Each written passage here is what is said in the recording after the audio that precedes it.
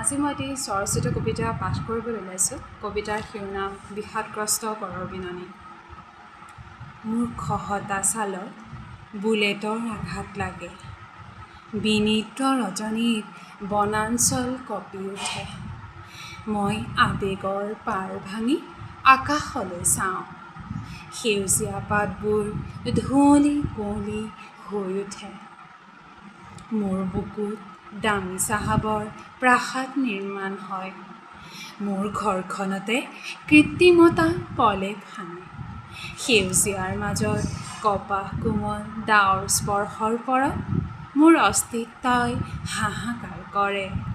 মোৰ নামত অসম যুগে যুগে চহকী, পিছে ধৃতৰাষ্ট্ৰৰ শাসনত সকলো গান্ধাৰী। নিৰ্জীৱ প্ৰকৃতিৰ শত্ৰু মানৱ, কাজিৰঙা ৰজা মই। মোৰ বাসভূমিত সাঁতুৰি পৰিলে কিদৰে থাকিম অপ্ৰতিৰোধ্য